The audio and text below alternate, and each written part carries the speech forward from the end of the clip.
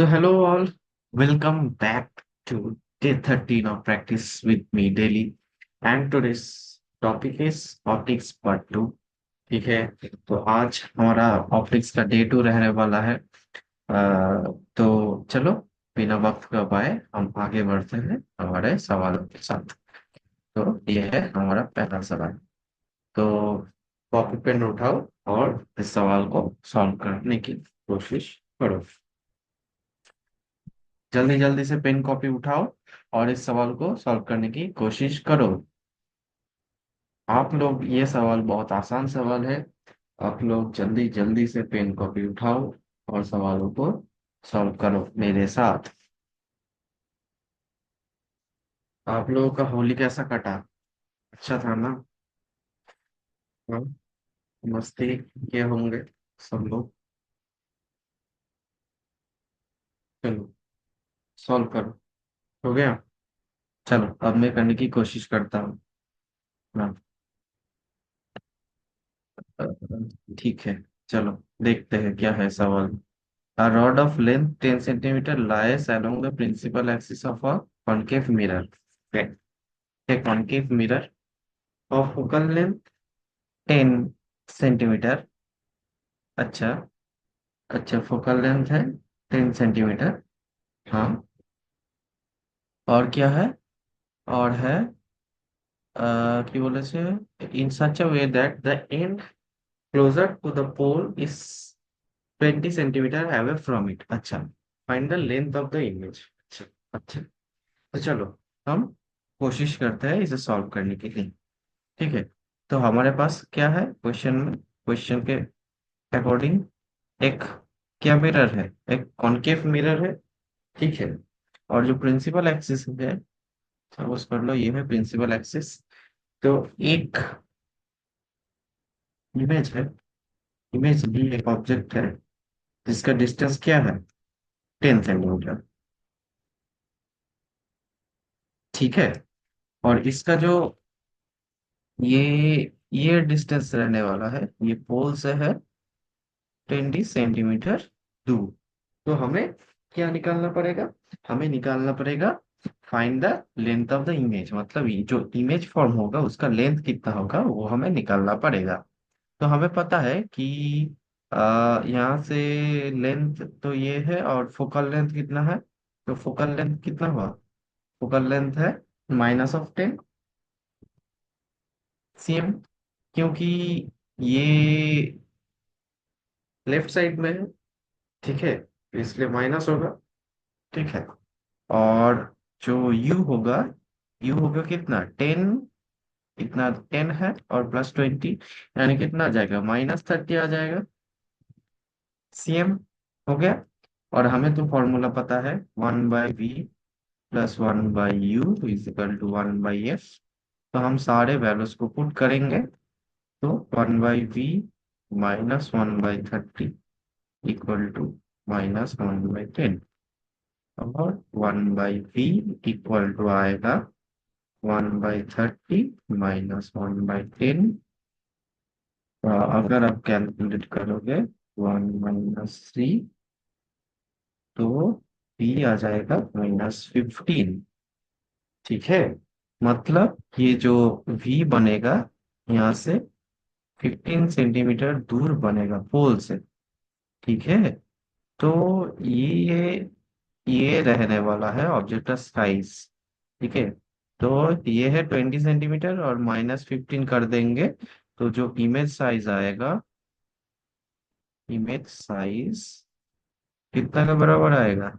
आएगा 20 सेंटीमीटर -15, जाएगा 5 सेंटीमीटर। तो हमारा जो फाइनल आंसर होने वाला है वो है 5 सेंटीमीटर। ठीक है। समझ गए हैं सब लोग? हाँ चलो हम आगे बढ़ते हैं हमारा जो दूसरा सवाल है उस सवाल के तरफ। तो हमारा जो नेक्स्ट सवाल है वो ये। इस सवाल को सॉल्व करने की कोशिश करो आप लोग। चलो वीडियो को पॉज करो और सॉल्व करने की कोशिश करो ये सवाल।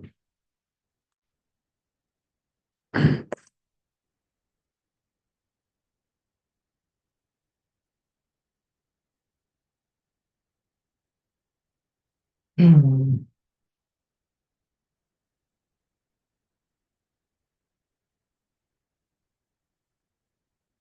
हाँ जी। हाँ जी। जी हाँ जी। हाँ जी।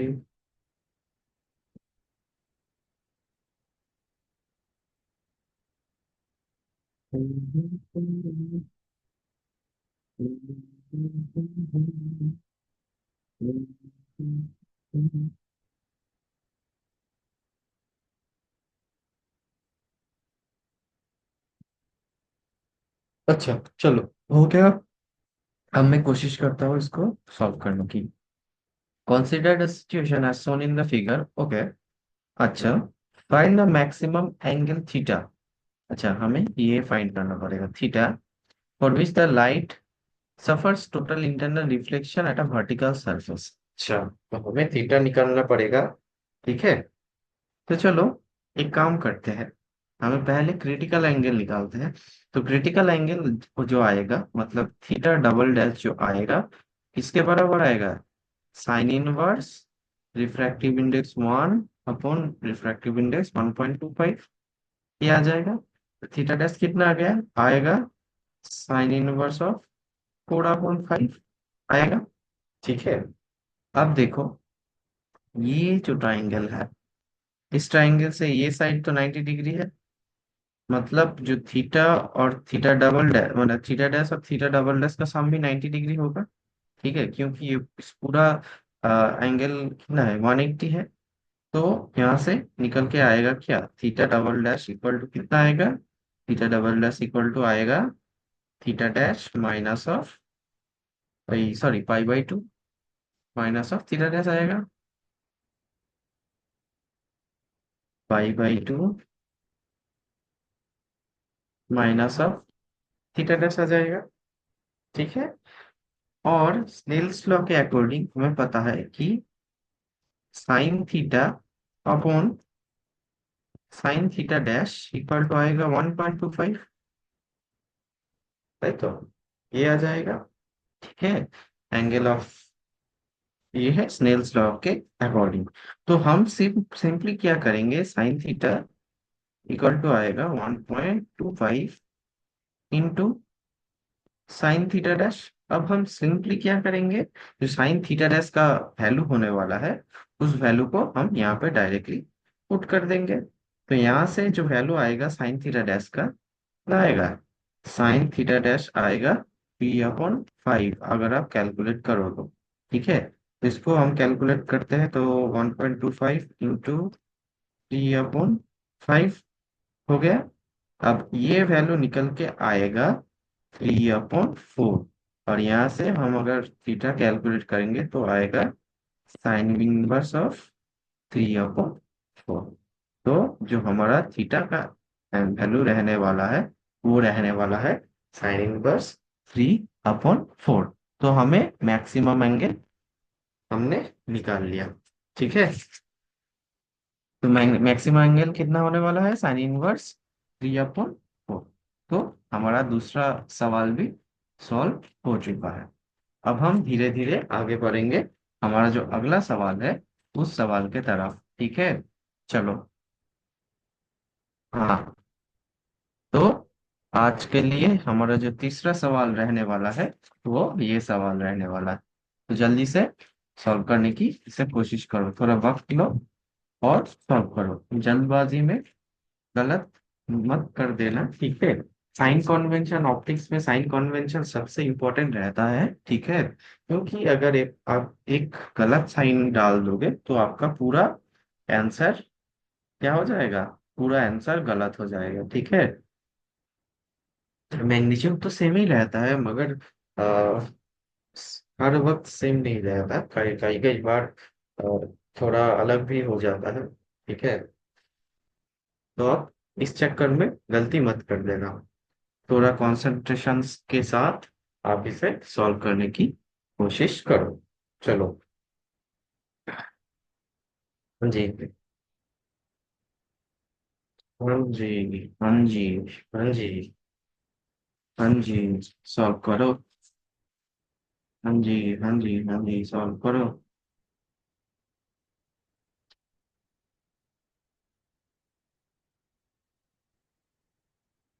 हाँ जी, सॉल्व करो। वाह। हुआ कि नहीं हुआ? चलो, अगर हो गया है तो आंसर चेक कर लो, सॉल्यूशन को चेक कर लो। अगर नहीं हुआ है तो पूरा सॉल्यूशन ध्यान से देखो, अगर नहीं समझ में आए तो दोबारा से देखो। ठीक है। अ, शायद से क्लियर, मैं पूरा कोशिश करूंगा कि आपको ये सवाल अच्छी तरीके से आ जाए। ठीक है। चलो, जो सवाल में है, हम सवाल के साथ आगे बढ़ते हैं। There is a small air bubble inside a glass pair of radius, अच्छा, 10 centimeter. The bubble is 4 centimeter below the surface and is viewed normally from outside. अच्छा, अच्छा, ठीक है। Find the apparent depth of the bubble. अच्छा, हमें apparent depth of the bubble निकालने के लिए कहा गया है। तो हम सबसे पहले हमारे पास जो इंफॉर्मेशन है उसे हम फाइंड आउट करने की कोशिश करते हैं। सबसे पहले u इज इक्वल टू आएगा -4 सेंटीमीटर आएगा। ठीक है। उसके बाद आएगा r इक्वल टू कितना आएगा? आर इक्वल टू आएगा -10। हो गया। म्यू वन कितना है? म्यू वन है 1.5। म्यू टू कितना है? म्यू टू है कितना? म्यू टू है 1। अब हमें एक फॉर्मूला तो पता ही है। ठीक है। वो फॉर्मूला जो होता है वो है μ2/v minus μ1 upon u is equal to μ2 - μ1/r। ठीक है। अब हमें यहाँ से किसका वैल्यू फाइंड आउट करना पड़ेगा? हमें v का वैल्यू फाइंड आउट करना पड़ेगा। v का वैल्यू है एपरेंट डेप्थ। तो चलो, हम कोशिश करते हैं v का वैल्यू फाइंड आउट करने के लिए। तो म्यू टू कितना है? 1.5। v तो v ही रहेगा, माइनस म्यू वन कितना है? 1। सॉरी, गलती कर दिया मैंने, यहाँ पे 1 होगा। चलो, ठीक है, 1 होगा और म्यू वन का वैल्यू है 1.5। और यहाँ पे 4 आ जाएगा और यहाँ पे प्लस हो जाएगा, इक्वल टू आएगा म्यू टू कितना है? 1 है और म्यू वन है 1.5। इसका हम नेगेटिव अगर करेंगे तो आएगा -0.5 अपॉन माइनस ऑफ आर कितना है? 10 आएगा। 10 आएगा तो ये से ये मर जाएगा। और ये जो वैल्यू निकल के आएगा कितना आएगा? 1/b इज इक्वल टू, अगर हम इसको कैलकुलेट करेंगे तो आएगा 0.5/10 -1.5/4। तो अगर आप इसको कैलकुलेट करोगे तो यहाँ से जो आएगा v का वैल्यू सेंटीमीटर। आप एक बार कैलकुलेशन चेक कर लेना। ठीक है। ये v का जो वैल्यू निकल के आएगा तो इसका जो एपरेंट डेप्थ है वो होने वाला है मतलब 3 सेंटीमीटर। ठीक है। तो जो एपरेंट डेप्थ है वो होने वाला है 3 सेंटीमीटर इस इमेज पे, इस सरफेस के। हो गया। तो हमारा तीसरा सवाल भी आसानी से सॉल्व हो गया। ये फॉर्मूला याद रखना। ठीक है। इस फॉर्मूला से सवाल आ सकता है डायरेक्टली, उस फॉर्मूला को याद रखने की कोशिश करना। ठीक है। अब हम आगे बढ़ते हैं हमारा जो फोर्थ प्रॉब्लम है उस फोर्थ प्रॉब्लम की तरफ। तो ये है हमारा फोर्थ प्रॉब्लम। इस फोर्थ प्रॉब्लम को ध्यान से सॉल्व करने की कोशिश करो।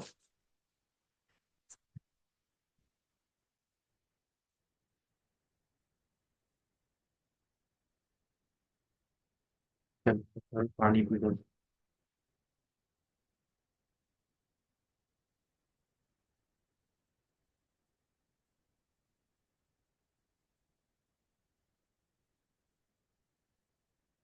चलो, ये है हमारा फोर्थ प्रॉब्लम।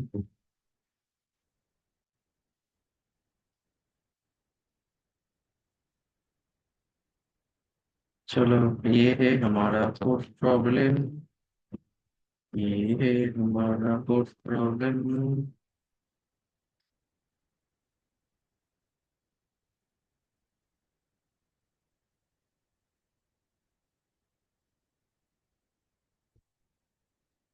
हो गया। चलो। हाँ।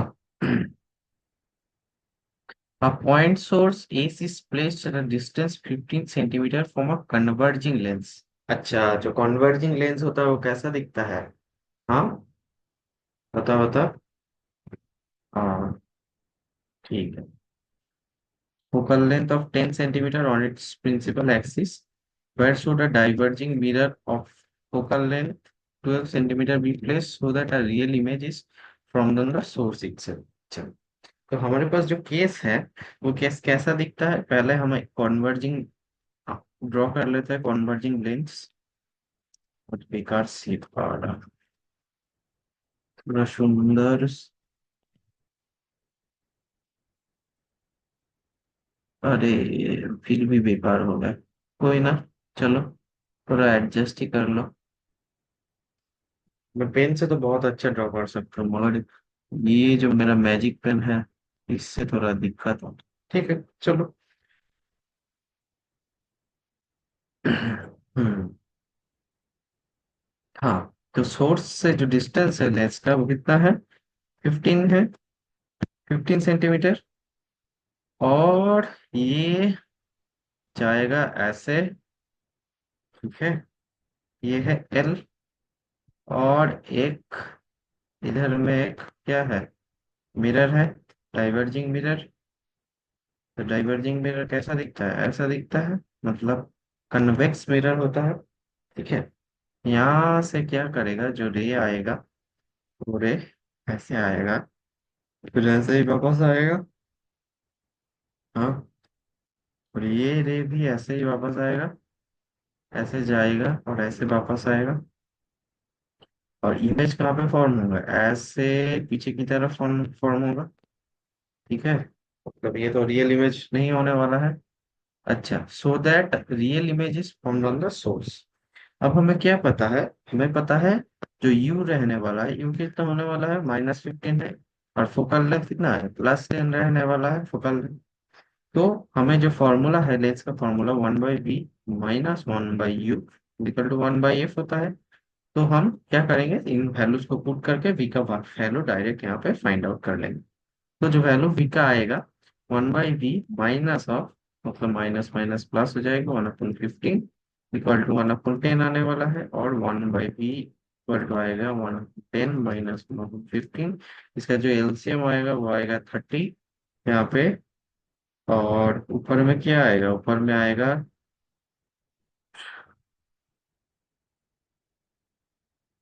अच्छा, हाँ, 3 - 2 1/30। तो v कितना आया? v आया 30 सेंटीमीटर। v आ गया 30 सेंटीमीटर। ठीक है। तो इसका जो इमेज होने वाला है वो कितना होने वाला है? 30 सेंटीमीटर। ठीक है, मतलब यहाँ से जो इमेज का डिस्टेंस रहने वाला है वो कितना रहने वाला है? यहाँ से सपोज कर लो ये है L1 और ये है I। तो जो हमारे पास एल आई, मतलब हाँ, L I1 का डिस्टेंस, मतलब जो इमेज पहले वाला इमेज होगा वो कितना होगा? 30 सेंटीमीटर होगा, सॉरी 30 सेंटीमीटर होगा। और जो एम मिरर से I1 का डिस्टेंस रहने वाला है वो कितना होगा? 2f होगा, रेडियस के बराबर 24 आएगा। तो जो एल एम रहने वाला है वो कितना रहने वाला है? यहाँ पे दिया हुआ है, मतलब L M is equal to क्या आएगा? Li minus of M I1। तो यहाँ से आएगा 30 - 24, तो आएगा 6 सेंटीमीटर। मतलब हमें जब मिरर को 6 centimetre right of the lens place करना पड़ेगा। ठीक है, यहाँ से जो डिस्टेंस आएगा। ठीक है, एम मतलब मिरर है, एल मतलब लेंस है। ठीक है, तो ये रहने वाला है हमारा जो फोर्थ प्रॉब्लम है, उस फोर्थ प्रॉब्लम का सॉल्यूशन। चलो हम आगे बढ़ते हैं हमारा जो फिफ्थ प्रॉब्लम है उस फिफ्थ प्रॉब्लम की तरफ। तो ये है हमारा फिफ्थ प्रॉब्लम। चलो, ये थोड़ा लेंदी प्रॉब्लम दिख रहा है मुझे, तो ध्यान से कोशिश करो इसे पढ़ने की, मतलब पढ़ने की कोशिश करो कंसंट्रेशन से पूरा। और यहाँ से जो जो इंफॉर्मेशन इसके अंदर है, पूरा इंफॉर्मेशन निकालने की कोशिश करो। और वो इंफॉर्मेशन को और जो नहीं दिया हुआ है, मतलब जिसे निकालने के लिए कहा गया है, उन दोनों के बीच में जो रिलेशनशिप है उसे याद करने की कोशिश करो। मतलब उस फॉर्मूला को याद करने की कोशिश करो जो उन दोनों चीज को रिलेट करता है, ठीक है। तो आपका मतलब ऐसे ही आपका सवाल आसानी से हो जाएगा। इस मेथड से करने की कोशिश करो तो सवाल जल्दी जल्दी बन जाएगा। तो बनाओ इस सवाल को। मैं थोड़ा वेट कर लेता हूँ।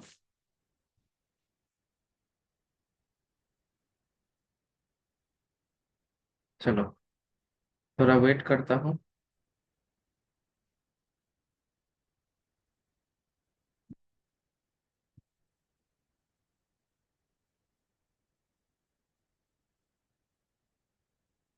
चलो, वीडियो को पॉज करो, सवाल को सॉल्व करो। हाँ,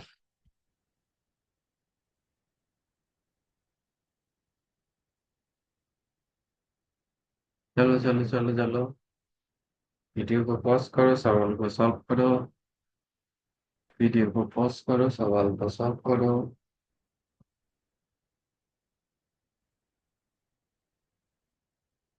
चलो।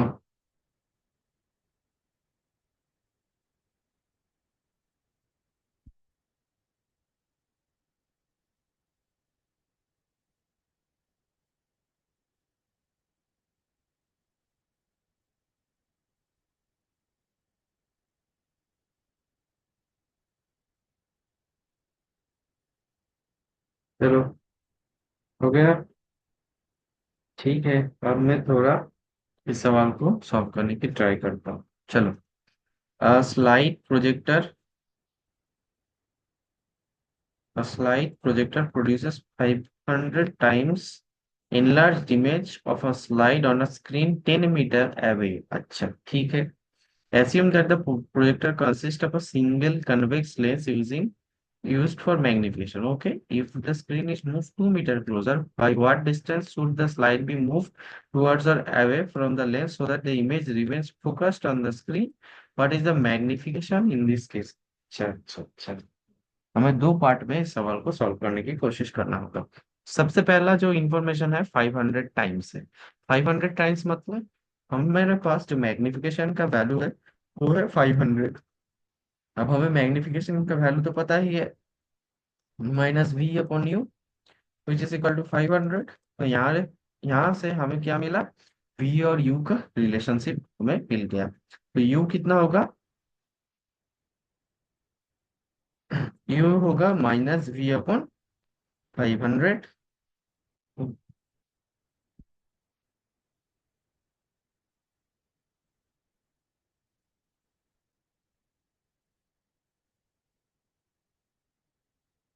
हम्म। तो हमें पता है कि v का वैल्यू कितना है। v का वैल्यू है 10 मीटर्स। यहाँ पे हमें इंफॉर्मेशन दिया हुआ है, ठीक है, 10 मीटर से। तो हम अगर हम पुट करें तो यहाँ से u का वैल्यू क्या आएगा, -1/50 आएगा, which is equal to -2 cm। ये आ गया, ठीक है। अब हमें पता है जो वैल्यू, कल जो फॉर्मूला होता है 1/f equal to 1/v - 1/u, which is equal to क्या आया, 1/10 + 1/2। तो हमें यहाँ से फोकल लेंथ का वैल्यू कितना आया, 10 मीटर है, ठीक है। यहाँ पे 10 मीटर है और यहाँ पे 2 सेंटीमीटर है। तो हम इसे ऐसे ही रहने देते हैं। अब जो हमारा सेकेंड प्रो मतलब सेकेंड जो कंडीशन है, उस कंडीशन की तरफ हम मूव करते हैं। तो सेकेंड कंडीशन में जो पहला चीज रहने वाला है, तो screen is move 2 metre closer. मतलब जो 10 मीटर डिस्टेंस था वो अब घटके कितना हो गया, घटके अब वो 8 पे आ गया, ठीक है। हाँ।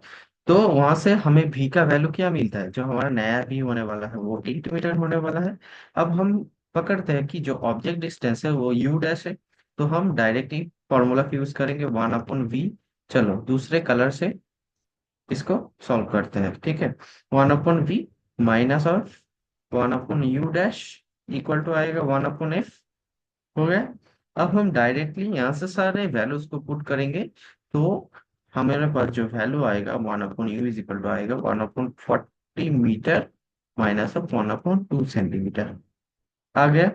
अब हम इसे कैलकुलेट करेंगे, तो यहाँ से जो यू डैश का वैल्यू निकल के आएगा, u dash equal to -2 cm into 1 - 1 upon 2000 to the power -1, ये आ जाएगा। ठीक है, तो ये जो आएगा वो आएगा लगभग -2 cm -1/1000 cm। यहाँ से जो अच्छा, द स्लाइडर मतलब the slide should be taken by एटो centimetre away from the lens to get the same magnification with a clear image on the screen. Okay, so this is the final answer. Okay, थोड़ा ये calculation ध्यान से solve करने की कोशिश करना है। ये तो पूरा प्योर मैथमेटिक्स है, इसमें कहीं पर भी फिजिक्स, ऐसा कोई फिजिक्स का बड़ा सारा कॉन्सेप्ट मतलब यूज नहीं हुआ है। ये सिंपल मैथमेटिक्स है।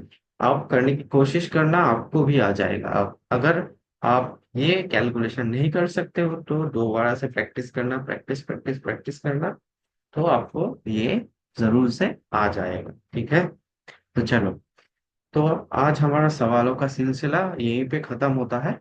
आपको all the best for your exams. Hopefully you all will succeed in your life, and thank you, and thank you, and thank you for watching today's class. Hopefully I can add some value in your life. I will try to add more values in your life. Okay. I will try to uh, improve my teaching skills so that it can reach many students and help many students. Okay. तो आज के लिए इतना ही। Thank you. Bye bye. All the best. Signing off.